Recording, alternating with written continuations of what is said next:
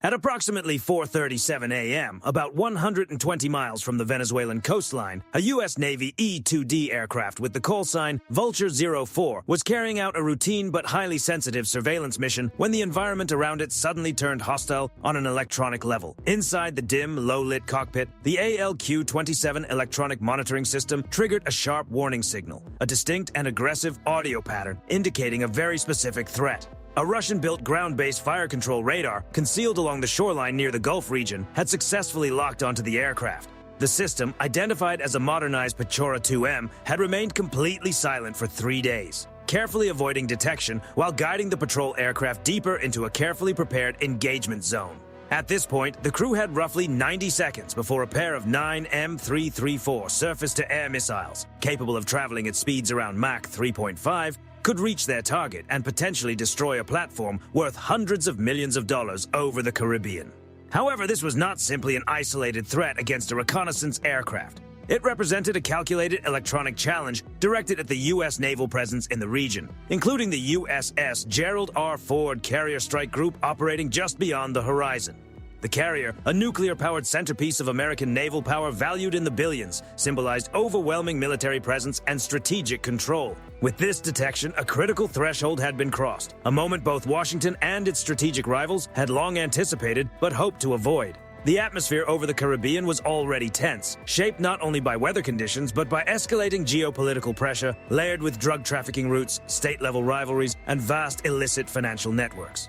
On the surface, the U.S. deployment was labeled Operation Watchtower, officially presented as a large-scale counter-narcotics mission targeting powerful criminal organizations in Latin America. While that was the public explanation, the scale of the operation suggested a far broader strategic purpose. A significant portion of U.S. naval strength had been moved into the region, including the USS Gerald R. Ford Carrier Group with its full air wing, multiple Arleigh Burke-class destroyers, long-range strategic bombers operating from distant bases, and thousands of deployed Marines.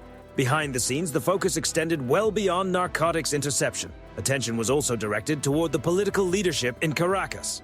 Nicolas Maduro, facing international accusations linked to illicit activities, had strengthened ties with Russian support, positioning his country as a strategic counterweight to U.S. influence in the Western Hemisphere. The stakes were substantial: control over a multi-billion-dollar illicit economy, the stability of a contested government, and a direct test of long-standing regional influence doctrines. From Washington's perspective, the objective was clear: to establish uncontested control of the Caribbean air and sea lanes, ensuring no adversarial force could operate freely in the region. Given these conditions, confrontation was almost unavoidable. The real uncertainty was not whether a U.S. asset would come under electronic or physical targeting, but how rapidly and decisively the response would follow any such action. Meanwhile, Venezuela's military strategy centered on deterring overwhelming U.S. presence by raising operational risks and political costs. However, its domestic capabilities were limited, relying on aging systems with restricted maintenance and training capacity. This gap opened the door for external support.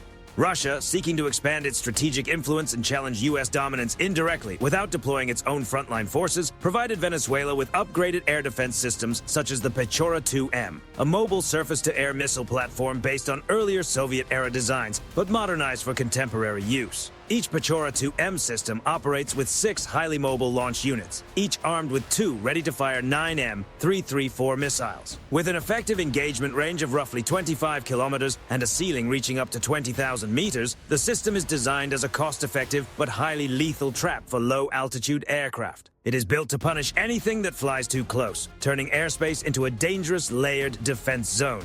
Intelligence assessments indicated the system was being operated by a combined Venezuelan and Russian technical team. This partnership allowed local forces to benefit from Russian expertise, particularly in managing the system's mobility and its ability to remain completely silent for extended periods. The doctrine behind its use followed classic anti-access and area denial principles: conceal the launcher, wait in silence, activate only when a target enters the optimal zone, fire quickly, and immediately relocate before retaliation can arrive. Their expectation was straightforward. They believed U.S. intelligence and surveillance efforts were primarily focused on large, high-value assets such as carrier groups and destroyers, and that a small, mobile, ground-based radar unit could remain effectively invisible. This assumption created a dangerous blind spot: the idea that mobility and low signature alone could outmatch modern networked surveillance. What they did not fully account for was the shift in modern warfare toward a fully integrated digital battlespace. The U.S. response was built on what the Pentagon refers to as Joint All-Domain Command and Control, JADC2, a system not centered on any single platform but on the speed and unity of an entire connected network. In this structure, the E-2D Advanced Hawkeye Vulture 04 is far more than a surveillance aircraft. It functions as a flying command node, a $230 million airborne coordination hub linking the entire strike group. Its AN/APY-9 radar is capable of detecting even small, low-signature airborne threats at long distances, while its AN/ALQ-217 receiver system immediately picked up and analyzed the radar emissions associated with the lock-on. Within moments, the system triangulated the source with extreme precision, narrowing its location down to a footprint measured in feet rather than miles. This geolocation data, including exact coordinates and the unique electronic signature of the emitting radar, was instantly compiled and transmitted as a Link 16 data burst across the battlefield network. That information moved simultaneously to multiple U.S. assets: the USS Gerald R. Ford Carrier Group, the USS Farragut Destroyer, a P-8A Poseidon Patrol aircraft, and most importantly, an FA-18E Super Hornet already airborne under the call sign Firebrand 302. Flying at high altitude and near supersonic speed, Firebrand 302 was effectively an extension of the strike group's sensor network, capable of turning real-time data into immediate action. Its primary weapon was the AGM-88G Advanced Anti-Radiation Guided Missile, Extended Range, a system designed specifically to home in on radar emissions and eliminate their source. The principle behind the weapon is direct. Once a radar activates and begins transmitting, it effectively reveals its own position. That signal becomes the guide for its own destruction. From initial detection by the E-2D to weapons release authorization from the F/A-18, the entire sensor-to-shooter sequence took just under 3 seconds at 4:37:45 local time. On the opposing side, the Pechora 2M radar system, identified on U.S. displays as Track 47, maintained its active lock. Inside the camouflaged command vehicle, the Russian-led crew, confident in their positioning and timing, proceeded with the final launch authorization. The E-2D pilot, relying on the projected intercept solution generated by the networked combat system, initiated an aggressive defensive break. The aircraft dropped into a sharp split S maneuver, pulling close to 6 Gs as it rapidly lost altitude, shedding roughly 3,000 feet in just a few seconds. At the same time, it released a dense cloud of chaff and flares designed to flood the surrounding space with misleading radar returns and break up incoming targeting solutions.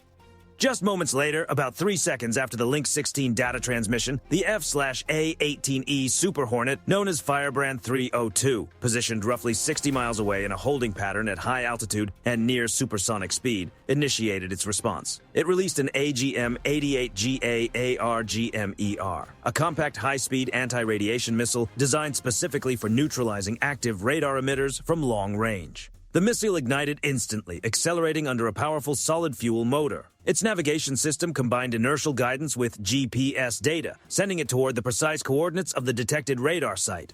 As it closed the distance, its passive seeker locked onto the unique frequency signature of the emitting system, designated Track 47, refining its trajectory in real time. Inside the camouflaged radar vehicle, the operator initially believed the engagement had been successful. But a new high-speed contact suddenly appeared on the display, closing in rapidly at extreme velocity. The system, built to engage airborne targets, was now itself under direct attack by a weapon optimized for radar suppression. The operator attempted to break the missile's guidance by shutting down emissions, hoping to disrupt its tracking solution. However, that response offered no real protection. The missile's guidance suite was already operating with a fused targeting picture, combining last-known GPS position data with a terminal seeker capable of continuing the approach even without an active radar signal. Within seconds, the missile entered its terminal phase, guided precisely toward the radar's location. The resulting detonation struck the radar and its associated control unit with concentrated fragmentation, disabling the system and ending its operation almost instantly. From initial detection to final impact, the entire sequence unfolded in under a minute. An example of how rapidly a fully networked sensor-to-shooter chain can compress decision and reaction time in modern combat environments. As the electronic warning systems aboard the E-2D fell silent, the tactical network confirmed the outcome. Track 47 was no longer active. The situation stabilized immediately, and command issued clearance to continue the mission. What had taken weeks of preparation and setup on the ground was rendered ineffective in less than a minute once exposed. The event underscored a critical reality of modern electronic warfare. Once a radar system reveals itself, it becomes vulnerable to rapid, coordinated counteraction, driven by integrated network targeting. At that moment, the E-2D crew reacted instantly, executing a high-G defensive split S maneuver guided by projected intercept data from the integrated command network. The aircraft dropped rapidly, nearly 3,000 feet in just a few seconds, while releasing a dense mix of chaff and flares intended to overwhelm incoming radar tracking and create a cloud of false targets in the airspace. Within roughly 3 seconds of receiving updated Link 16 data, the FA-18E Super Hornet, operating under the call sign Firebrand 302, positioned about 60 miles away at high altitude in a holding pattern, launched an AGM-88 GAARGM-ER missile. The weapon ignited immediately, its solid fuel motor pushing it into a high-speed ascent toward the target coordinates. Guided initially by inertial and GPS navigation, the missile then transitioned to its passive anti-radiation seeker, locking onto the specific emission signature of the active radar system, designated Track 47. As it closed in, the radar operator inside the concealed unit suddenly detected a fast-approaching, high-velocity threat on his display, rapidly accelerating toward their position. Realizing the danger, the crew attempted to break the missile's guidance by shutting down the radar emissions. However, the system was already operating in its terminal engagement phase. The missile's advanced guidance package allowed it to continue toward the last confirmed coordinates, even without an active signal. Seconds later, the warhead detonated at the radar site, striking the antenna and control elements directly. The system was immediately disabled and the radar signature disappeared from the network. The entire engagement from detection to neutralization was completed in under a minute. On board the E-2D, the alert tone stopped, replaced by confirmation from command. The threat had been eliminated. With the airspace stabilized, Mission Control authorized continuation of operations. The destroyed system represented a significant loss for the defending side, reducing their already limited air defense coverage. More importantly, the engagement highlighted how modern warfare has evolved into a tightly connected sensor-to-shooter network, where detection, identification, and response can occur in near real time. In this environment, once a radar system becomes active, it immediately exposes itself to counter detection and precision targeting. The event demonstrated how integrated surveillance, data sharing, and strike coordination can compress decision cycles to seconds, leaving very little room for traditional defensive reactions. From a broader strategic perspective, the incident reinforced a key reality of contemporary military operations. Networked forces with shared real-time data can respond faster than isolated systems can adapt. The engagement underscored the increasing importance of electronic discipline, mobility, and concealment in any attempt to operate contested air defense assets in heavily monitored environments.